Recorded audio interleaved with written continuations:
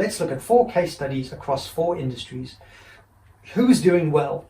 We'll look at 2 case studies today, and we'll look at 2 more in the next video about branding, which is answering the question, can a brand drive business performance? In today's example, we'll look at Apple, who has a brand value now, at current times, of $323 billion. So a brand value can be booked in a company's accounting statements. It'll sit on the balance sheet as an asset. What that means is accountants actually value it. They have lots of metrics for doing so.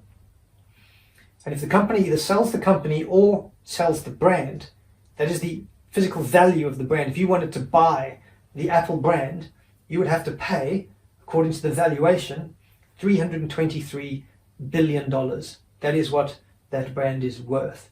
And it has gone up 3,500% since 2006.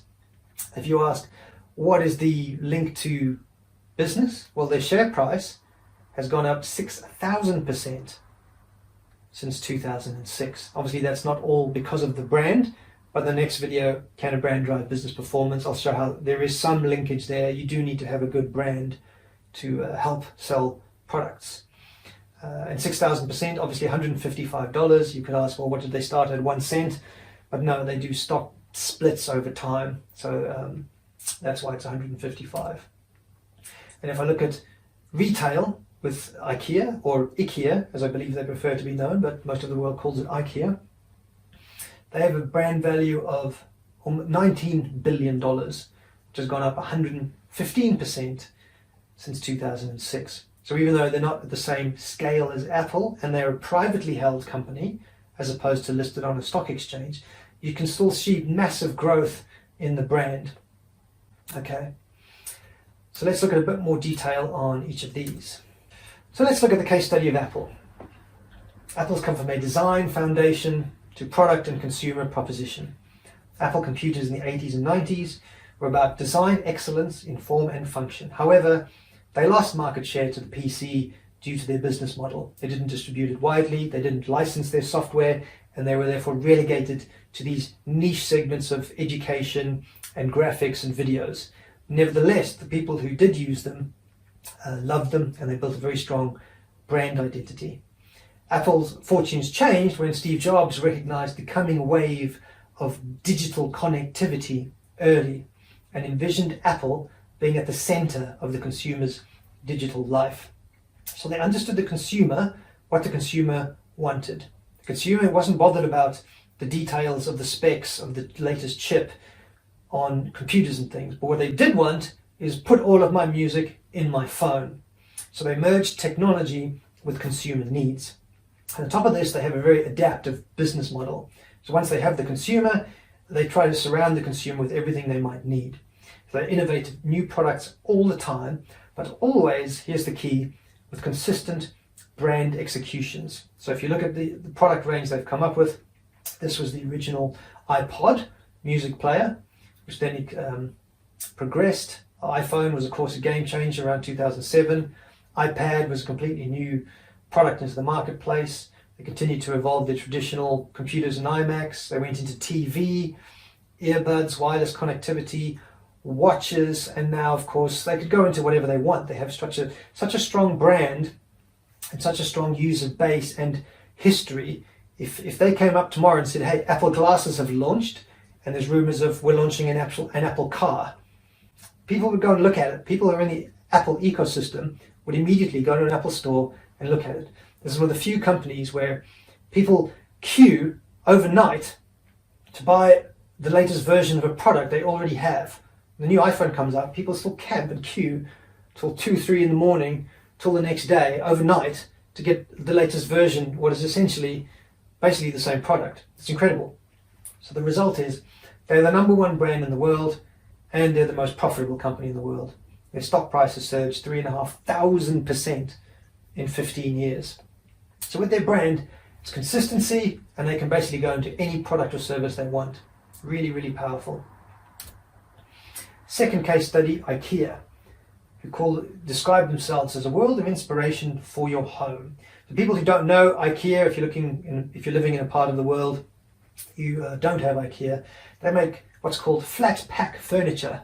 You go to the shop, you buy it, or they'll send it to you. It comes in like a couple of inches wide packaging. You take it all out, you lay it all out, you screw it all together. It's cheap, it's sturdy, it comes from Scandinavian design, so it looks good, and you can deck your whole house out, furnish it at a relatively low cost with good looking furniture. Simple functional design, start with low price target, designed for real life. Self-assembly, again, takes out the cost. They have a business model that fuels growth and limits risk. They design and manufacture all the furniture themselves. They don't outsource it. They tightly control the retail experience. You have to go to an Ikea store. They don't have distributors and random retailers selling whoever will, if somebody puts their hand up to say, I want to sell it, that's not how it works. If they have a franchisee for a market, it's very, very tightly controlled.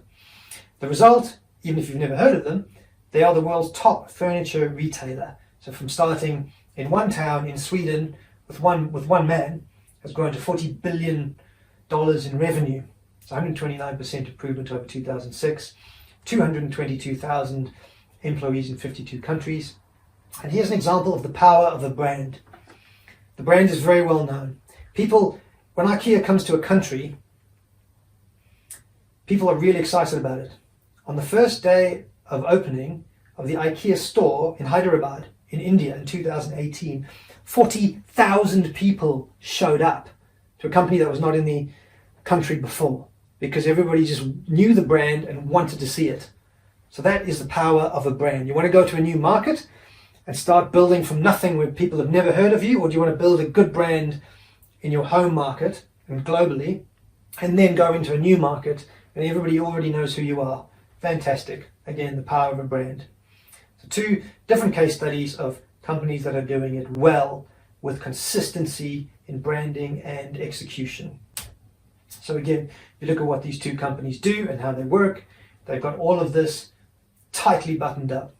Great advertising and promotion, executed consistently in the marketplace. They're able to have good conversations with public relations.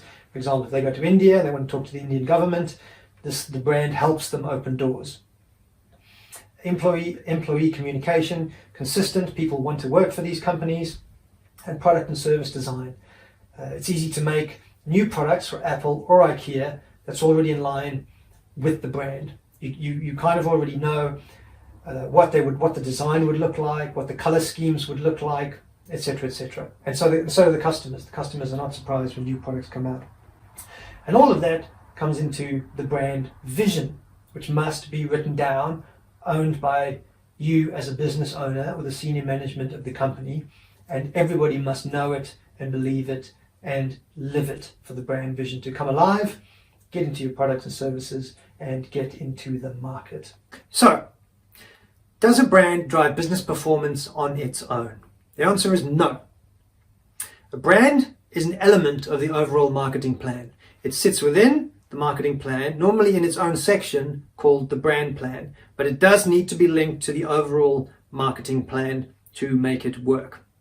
We'll be going into the specific elements of what makes up a brand plan and the contents of a brand plan in the next video.